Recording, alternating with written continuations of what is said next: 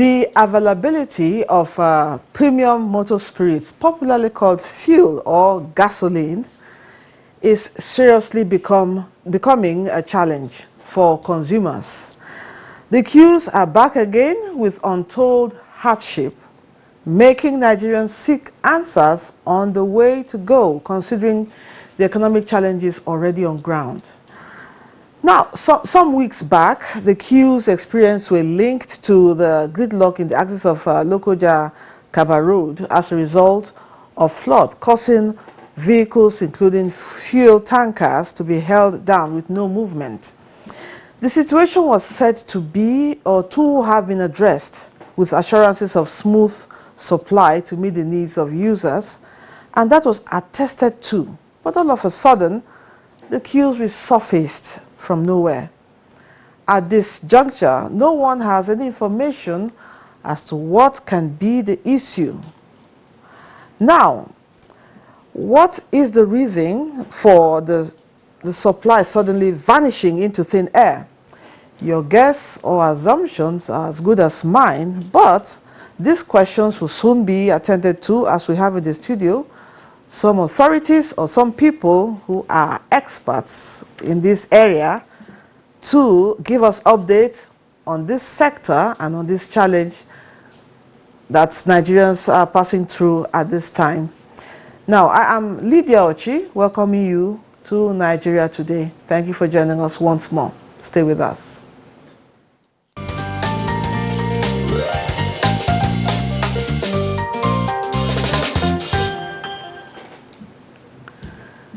With me in the studio, I have a public affairs analyst. Today is going to talk about this challenge of fuel scarcity, the current realities. He's not talking about security today. So to navigate the line of thought on this discussion, I welcome Dr. Hassan Sadiq. Thank you for joining us. Thank you for having me. We're also expecting to have the another guest that may want will join us later in the course of this discussion. Now, let me come to you straight. Yeah. The queues are back again, and this time it's really, really heartbreaking when you go out to see people queuing for endless hours. Now, there were assurances that there would be fuel. And now look at this. Look at the situation. People they actually told us in the news that after the flood, which cost vehicles bringing the fuel to Abuja, that we would get fuel. But this is not what we're seeing now. Yeah. How would you react to this? Thank you, viewers, and thank you for having me. I think first of all, I would sympathize with the Kogi State people over the flood. That now the impact escalate to the extent the tankers cannot move down to the central FCT because of, first of all, Kogi State, because of its strategic locations where they are the most hit when this flood normally takes place, which is something that is worrisome in the first places. But if you are looking at it, since then until now, we expected that by now there should be enough fuel trailers moving down to the filling stations where they should be able to, so that the people can now be able to buy fuel instead of the suffering, because it's all of us. Yes, where the thing continue. But I put the blame on the NNPC, first of all, because they have a marketing department also, and they own a lot of filling stations that belongs to NNPC, and they monitor. Now, if you go around, why are there shortage of fuel in the filling stations? Why the NNPC, they have a filling stations where they dump their fuel and the other private one? Then since the answer that time was because of the flooding, and the flooding for over some days now has subsidized, and people are already now moving. So I think lifting from depot, it is where they are strategic reserve is there, and because of the movement and everything, it is not well calculated. Because by now we should have enough tanker. Today I even move around to see if I can get a fuel, But unfortunately, some fuel stations closed down because there's no any trailer you can see discharging fuel into their tanks, which means the filling stations, they are short of supply. You don't have. And when there's a short of supply, that is why you now see the queue that is so long in the filling stations. People now even sleep overnight. So it's worrisome. The failure is on the NNPC. Okay. And government has to do something about it. We really we hope to have somebody who is probably a marketer, maybe from Ipman, to tell us more what is really going on.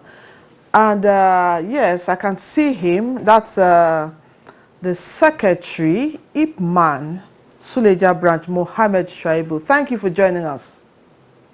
Thank you. Good evening and good evening, viewers.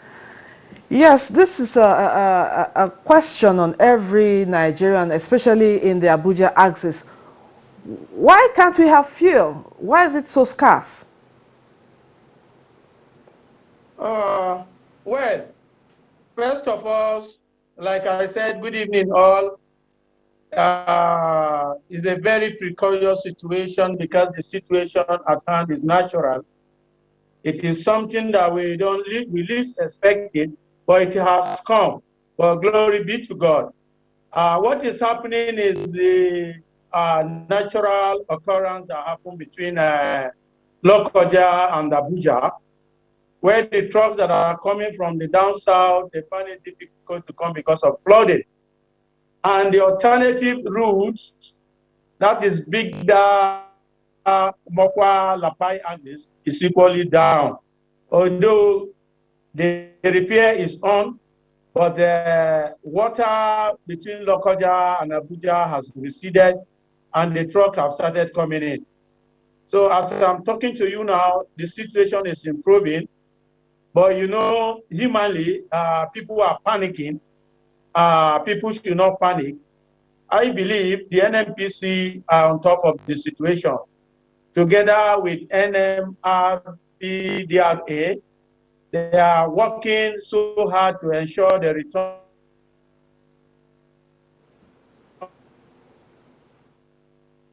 the normalcy of fuel supply. Is on Abuja now because the nine depots in the north, they are equally affected because that is the only route that they transport this petroleum product to the down north. But as I'm talking to you now, we have received some good numbers of trucks today in Suleja, and they have started coming into Abuja. So people should not stop panic buying. They should relax their mind that NNPC, managing director of PPMC, is on top of the situation. So trucks have started coming into Abuja. You know, in a situation like this, when it happens, you know, every stations in Abuja, including the environs, they are dried up. So even if you bring in 70 trucks now, it's not enough. But I believe with the numbers of trucks that is oncoming on the road and the one that we have received so far, I believe before the end of the week, the situation will normalize. Okay, that's assuring coming from you. So you are telling Nigerians that as from tomorrow, the queues will disappear. Are you assuring Yes, us? you know, most of the problem we are encountering, the roads are bad. Despite the flooding, even the road there now, water has washed them away. Even now, some of the trucks now are coming through Calabar and Makurdi to connect Abuja because of the situation we have at hand. So we are doing our best. The tanker drivers are equally doing their best. They are trying to manage the bad road. The roads are bad. The alternative road, like I said, from Bida axis to Mokwa that connect Suleja before Abuja, the roads have been cut off.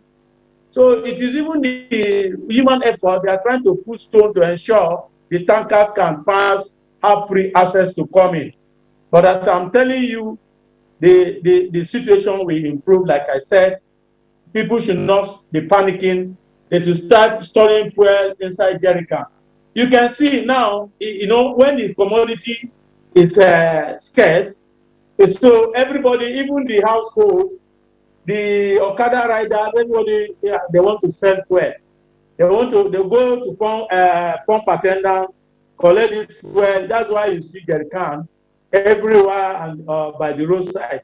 It's not a scarcity per se. It is a natural situation that happened. So who are we to question God? But humanly, I believe in the trickles of days and the situation will be abated by God's grace. Okay, we look forward to that. Let me come to Dr. Sadiq Sadiq in the studio. This issue seems to be going back and forth, and I personally know someone who bought a fuel, I think from a station. I will find out about that, and it was adulterated. Yes. And now, of course, now his car is knocked totally down. Yes. Only God knows what the expenses would be to bring his car back. Now, I'm sure other Nigerians would experience this. Yes. Now, this going back and forth issue of no fuel today, tomorrow. Now, as a public affairs analyst, what are the implications on our economy? I think if you look at it from his narrations and speaking, the justifications he said there, it is not a stand test of water.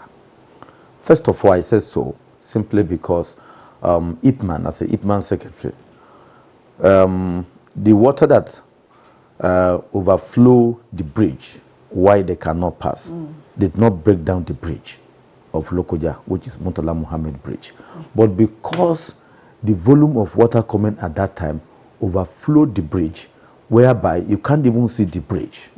Yes. So it is not that it has collapsed the bridge where there's no movement. It is due to negligence of logistic plan that, okay, fuel coming from other part of the country into the north, FCT and the environment. Now is to say, okay, the week that these things now happen, how many trailers are you going to put on the road immediately? That will be able to help so that it cannot stay more than 2 days. Then everything will be over because they know how many liters you consume in Abuja and environ daily. That will now multiply that, okay, if we have those numbers of trailer moving into Abuja daily, within 2 days, 3 days, it will subsidized. So that is why I said the argument is saying there, it does not hold water. That is one. It brings a lot of implications. One, transport has gone up. And as soon as the transport has gone up, it affected the prices of commodities in the market and everything. That is on the other side.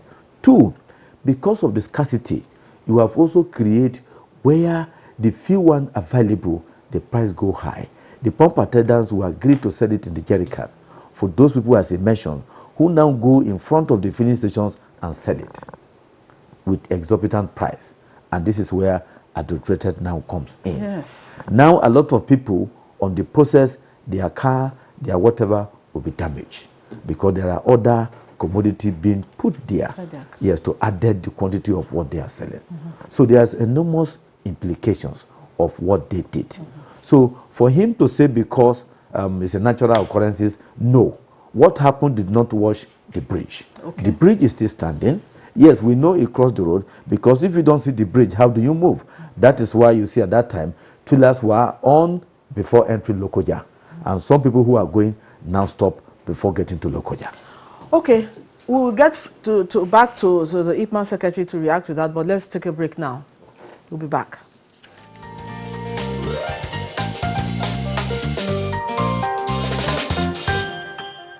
I'm a businessman. I'm into real estate. And, you know, we move about, we take our clients to sites and all that. You know, from my house, I have to leave my house to my office here in Area 11. So it has not been easy at all. So it has really affected my business seriously. Sometimes you queue up to 2, 3, 4 hours trying to get fuel, and at the end of the day, sometimes it's a story. Before you get to the nozzle, they tell you it is finished. When they were creating that dam in Cameroon about 40, 50 years ago, there was supposed to be a similar dam in Jimeta, that is Adamawa State, so that when that dam in Cameroon is open, this one in Nigeria here will consume the water that will come from that area within Nigeria, so that the people living in this area will have peace of. Let me tell you where I come from. If you go to my village, now I come from local Nasarawa State, all the village in that area, no one is standing today. All were consumed by this water. And you see, the people are there. Even if you go to my house now, it's occupied by people, and there's nothing one can do about it. The government is not helping matter about it. You know, Nigerian as usual, we like punishing ourselves, thereby blaming the government of not doing the right thing. But meanwhile, if we are left alone with individuals, we do the worst to ourselves. We all know what is happening. They prefer selling to the people with jerrycan than people with vehicle, because of the small money they're getting from them. We all know, without asking me, we know what is happening.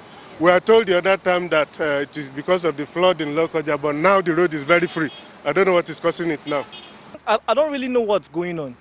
This is not what we bargained for, because we're bargaining for a better Nigeria, not this particular one that we are seeing.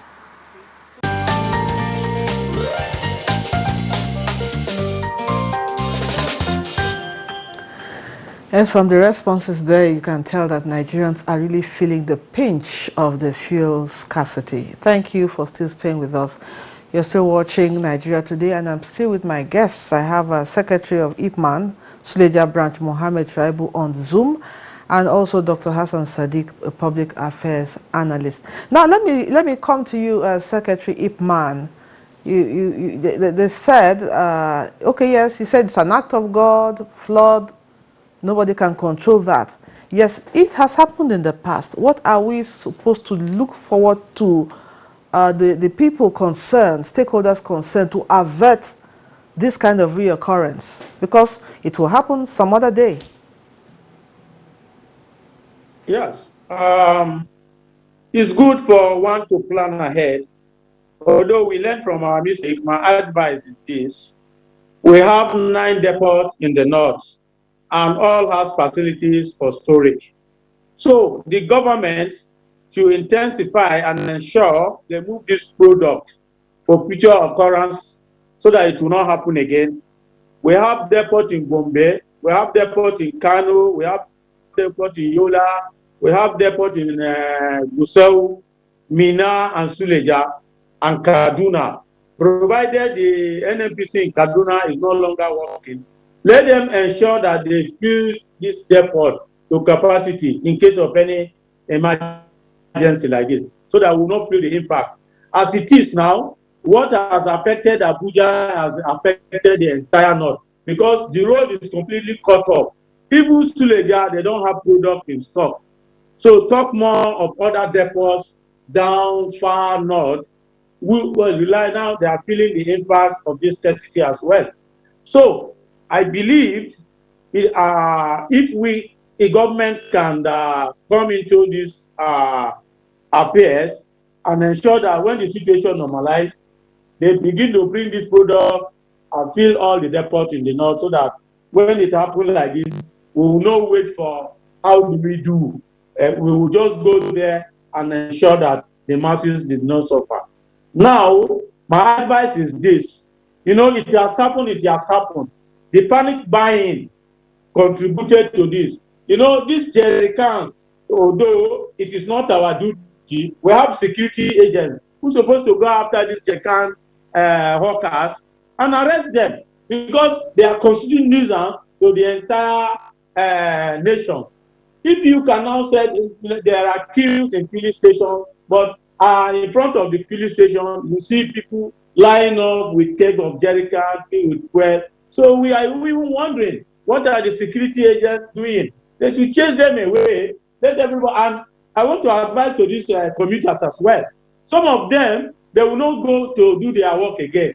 All they want to do, because everybody, the fuel is scarce, they will go and collect this fuel, fill their tank. Those who cannot even fill their tank before, buying fuel, 2,000 naira, 1,500 to run around, they will now be filling their tanks.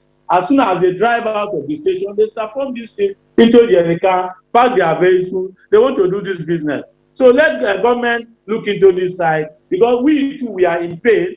What we are seeing, the masses are suffering. I want to apologize for that. The masses are suffering, but they should bear the situation. In a couple of days, I believe what the NNPC is doing, NDPPMC is there, and NMPDRA, they are equally in the field.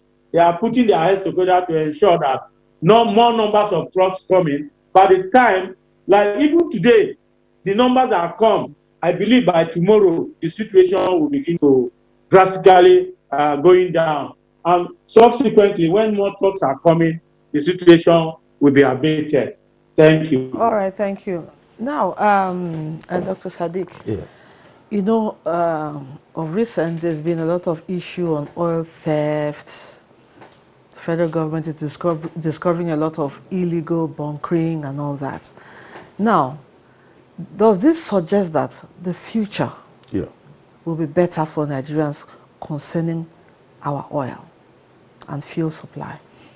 Yes, if we are looking at that, it's a very good thing plus to the current administrations by being able to detect through a private partner who they've been able to employ to look at that area. Because over the years, our supply in terms of sales of crude directly has dropped drastically, which also affected the inflow of what we are supposed to earn as a nation. Now, it shows the future is bright because from now, all those leakages will be blocked.